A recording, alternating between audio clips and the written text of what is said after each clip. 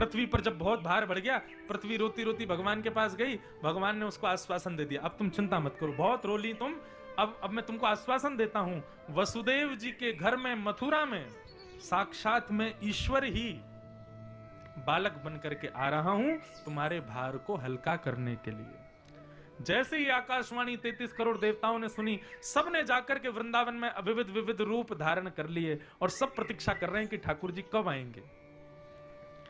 यहां वसुदेव जी का विवाह देवकी के साथ में हुआ, तो देवकी के ताऊ जी का बेटा है कंस।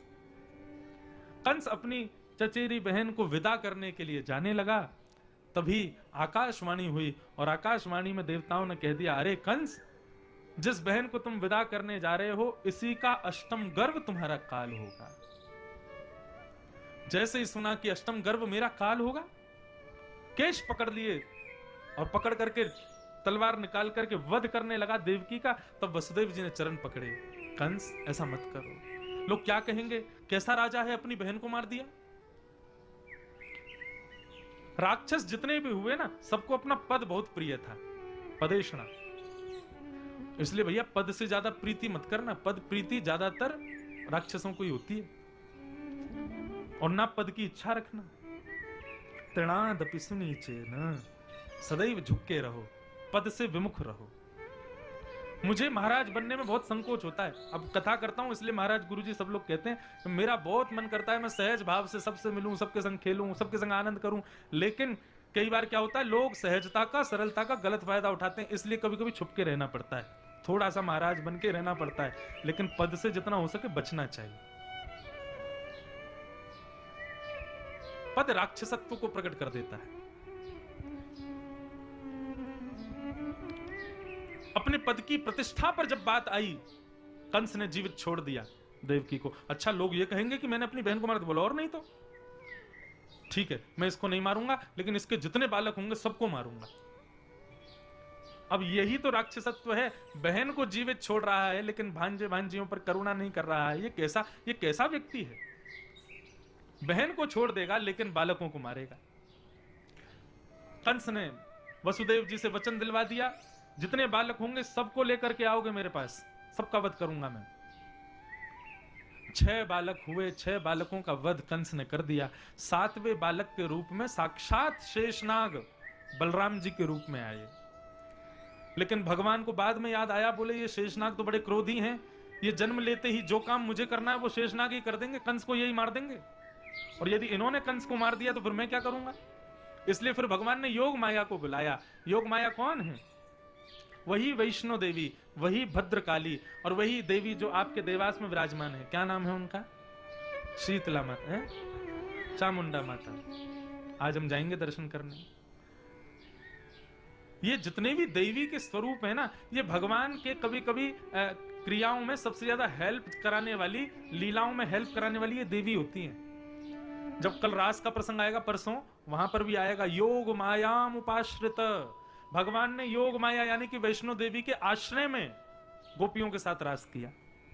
भगवान की जब कोई विशिष्ट लीला होती है तब भगवान इनसे हेल्प मांगते हैं, आप आओ, आके थोड़ी हेल्प करो हमारी। भगवान ने योग माया को बुलाया। योग माया से बोले सुनो, ये बलराम जी चले गए देवकी मैया के गर्भ में। बोले तो? बोले इन्होंने यदि जन्म ले लिया तो ये कंस को मार देंगे, मैं क्या करूं?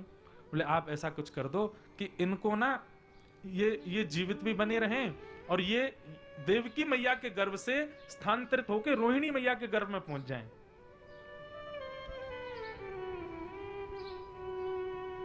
इनका गर्भ स्थानांतरित कर दीजिए। यदि आपने ऐसा किया तो कलयुग में आपकी बड़ी पूजा होगी, बड़े मंदिर बनेंगे, बड़ी सेवा होगी। योग माया बोली जो आज्ञा भगवान। और 2 महीने 3 महीना श्री देवकी मैया के गर्भ में रहने के पश्चात श्री बलराम जी स्थानांतरित हो गए रोहिणी मैया के गर्भ में। इसलिए वे दोनों के पुत्र माने जाते हैं, रोहिणी के भी और देवकी के भी। 7वें बालक की खबर लेने के लिए कंस आया तो खबर मिल गई कि वो तो गर्भ में ही खत्म हो गया। कंस बोला अब 8वां आने वाला है, तैयारी करो। सैनिकों को कह दिया सुरक्षित हो जाओ, सावधान हो जाओ।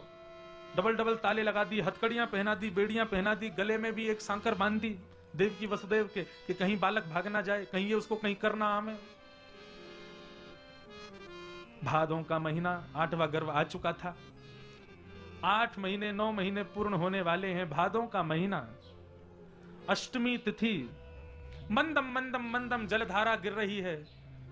पवन भी मंदिराचल पर्वत की चंदन की सुगंधी को लपेट करके बह रही है। जैसे ही अर्धरात्रि हुई है, चंद्रमा बिल्कुल शिखर पर आए हैं, तभी कारागृह में देवकी के गर्भ से एक दिव्य तेज प्रकट हुआ। वसुदेव जी ने जैसे ही उस तेज को देखा, शंख चक्र गदा पद्मधारी ठाकुर जी का जन्म हुआ है। बोल बाल कृष्ण लाल की जय।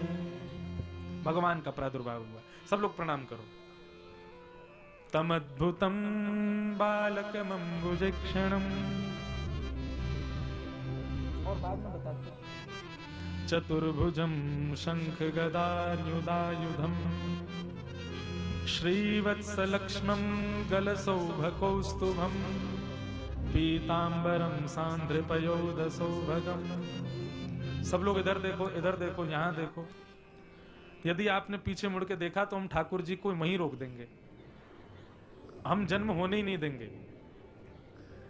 भले ही भगवान ने अष्टमी तिथि को भादों के महीने में जन्म लिया हो, लेकिन ये कथा में हमारे हाथ में है उनको जन्म लेना है कि नहीं। यदि हम अभी कह दें आरती बाल कृष्ण की करो, अब नहीं होगा, तो फिर यहीं पर रोकनी पड़ेगी कथा। इसलिए सावधानी से, बिल्कुल ऊधम नहीं मचाना है। सब लोग इधर देखो, कथा सुनो। ठाकुर जी का जन्म हुआ। कैसे हैं ठाकुर जी? उनके रूप की आकृति को अपने हृदय में बनाओ। तमद्भुतम बालकम, एक अद्भुत बालक हैं ठाकुर जी। छोटे से ही हैं, ऐसा नहीं कि ठाकुर जी विराट रूप में आए, छोटे बालक के रूप में ही हैं। लेकिन वो छोटे से बालक के रूप में भी कैसे हैं? चतुर्भुजम शंख गदायुधायुधम। आहा, एक तो छोटा बालक इतना प्यारा होता है, इतना सुंदर सुकोमल होता है, उसमें भी शंख चक्र गदा पद्म वाला चतुर्भुज वाला बालक। और केवल चतुर्भुजाएं हैं ऐसा नहीं, चतुर्भुजम शंख गदायुधायुधम, सारे आयुधों के साथ में भगवान आए हैं। शंख चक्र गदा पद्म, हाथों में ही आयुध हैं और कुछ नहीं, ऐसा नहीं। श्रीवत्स लक्ष्मण गलसौभकौस्तुभम, कौस्तुभ मणि पहन रखी है। पीतांबरम सांद्रपयोदसौभगम, पीतांबरी पहन करके, मतलब पूरे सज धज के तैयार होकर के, बिल्कुल बिल्कुल ऐसा कोई बालक ने कभी जन्म ही नहीं लिया। ऐसे ठाकुर जी प्रकट हुए, पूरे श्रृंगार साज के साथ में ठाकुर जी आए। देव की वसुदेव ने प्रणाम किया। देव की मैया ने कहा, ठाकुर जी, जितनी बार भी बालकों ने जन्म लिया, हर बार भैया कंस ने आकर के बालकों को मार दिया, परंतु आपकी अद्भुतता कि आप ऐसे वातावरण में आए हैं कि यहां कोई भी नहीं है। इसलिए समय के भाव को व्यवस्थित करते हुए यदि आप कृपा कर दें तो मैं आपको अपने पयोधर का पान कराना चाहती हूं। मैं अन्य बालकों को अपने पयोधर नहीं पिला सकी, लेकिन मैं वो सुख आपके साथ आपको देना चाहती हूं और आपसे एक वत्स के होने का सुख प्राप्त करना चाहती हूं। लेकिन उसके लिए आपको छोटा बालक बनना पड़ेगा, ये 2 भुजाएं हटानी पड़ेंगी, निर्वस्त्र होना पड़ेगा, बिल्कुल जैसे छोटा बालक होता वैसा बनना पड़ेगा। ठाकुर जी बोले, हम तो माताजी इसलिए आयुध लेके आए थे, महाराज कंस जन्म लेते सबको मार देते हैं, इसलिए हम तो शंख चक्र गदा सब लेके आए थे, जैसे ही आएंगे इनको यहीं पर खत्म कर देंगे। लेकिन अब आपकी इच्छा है कि हम छोटे बालक बन जाएं, 2 भुजाधारी बन जाएं, बिल्कुल बालक जैसी लीला करें, तो फिर हमको पुनः प्रभुता पाने के लिए समय लगेगा, फिर तो हमको पूरी लीला करनी पड़ेगी। तो कंस को आज नहीं मारेंगे, 11 वर्ष बाद मारेंगे हम। मैया बोली, हमें सब स्वीकार है, लेकिन आप छोटे बालक बनो। भगवान छोटे बालक बने, मैया का पयोधर का पान किया। तत्पश्चात भगवान ने आज्ञा की और वसुदेव जी से कहा कि हे वसुदेव जी, अब कंस उठे उससे पहले आप मुझको गोकुल में छोड़ के आओ। वसुदेव जी बोले, कैसे संभव है? इतने सारे सैनिक हैं, दरबान लगे हैं, हथकड़ियां पैरों में बेड़ियां लगी हैं, आपको कैसे लेके जाऊंगा मैं गोकुल? ठाकुर जी कहते हैं, आध्यात्मिक अर्थ समझिए वसुदेव जी। व्यक्ति जब मेरे आश्रित होता है ना, उसको बंधन तोड़ने नहीं पड़ते, उसके सारे बंधन अपने आप टूट जाते हैं। एक बार आश्रय लेके तो देखे मेरा। और जैसे ही ठाकुर जी के आश्रित हुए, हथकड़ियां खुल गई, बेड़ियां खुल गई, महाराज सारे दरबान सोए हैं, चट्ट चट्ट ताले टूट गए, कारागृह खुल गए। एक डलिया में लेकर के वसुदेव जी महाराज लेकर के जा रहे हैं बालक को गोकुल की ओर। मंदम मंदम जलधारा गिर रही है। शेषनाग पीछे से आकर के छत्र बनकर के खड़े हैं ठाकुर जी के पीछे, और वसुदेव जी बालक को लेकर के श्री गोकुल को प्रस्थान कर रहे हैं। स्वागतम कृष्णा स्वागतम कृष्णा स्वागतम कृष्णा स्वागतम कृष्णा स्वागतम कृष्णा स्वागतम कृष्णा स्वागतम कृष्णा स्वागतम कृष्णा। ओ स्वागतम सुस्वागतम शरणागतम कृष्णा स्वागतम सुस्वागतम शरणागतम कृष्णा। स्वागतम सुस्वागतम शरणागतम कृष्णा स्वागतम सुस्वागतम शरणागतम कृष्णा। स्वागतम कृष्णा स्वागतम कृष्णा स्वागतम कृष्णा स्वागतम कृष्णा। बोल बाल कृष्ण लाल की जय हो।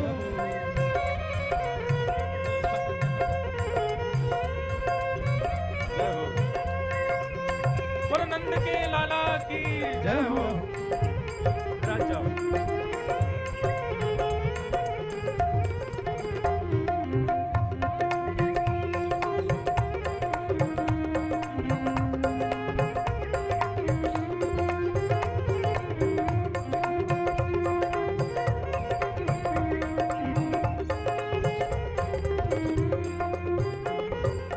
वसुदेव जी लाला को लेकर के पहुंचे हैं। नंद रानी यशोदा सोई हैं, सारी दास दासियां सोई हैं और सोती भाई हमें कथा करन दो।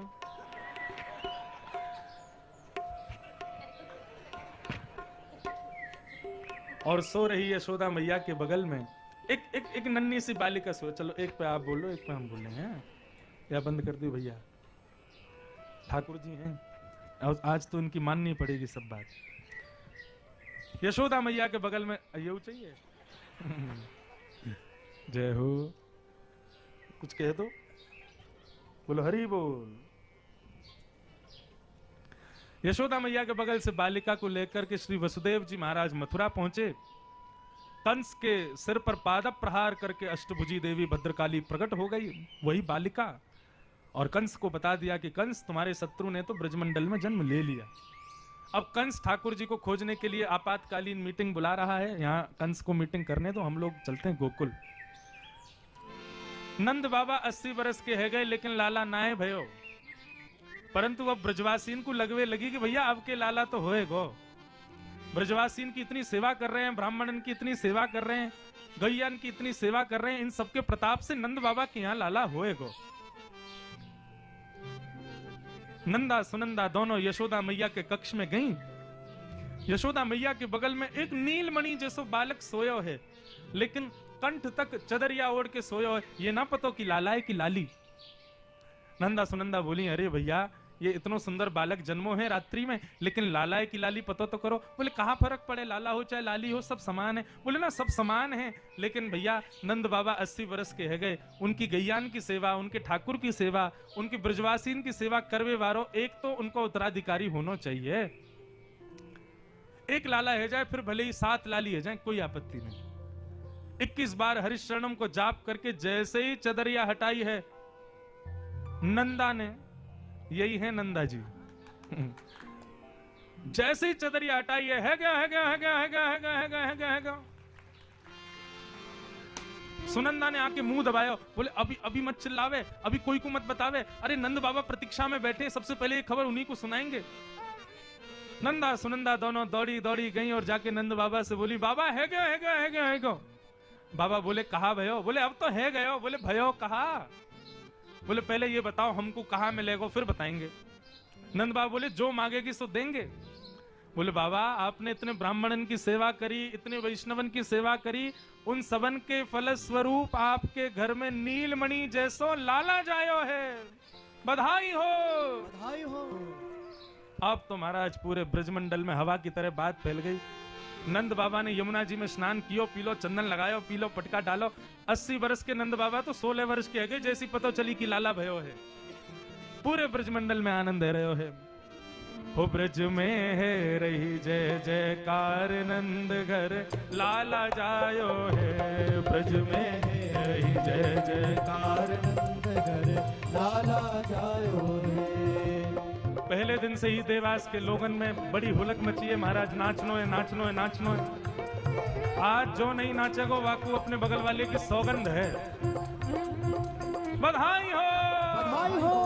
हो ब्रज में है रही जय जयकार, नंद घर लाला जायो है। ब्रज में है रही जय जयकार, नंद घर लाला जायो है। लाला जायो है, नंद रानी ने लाला जायो है।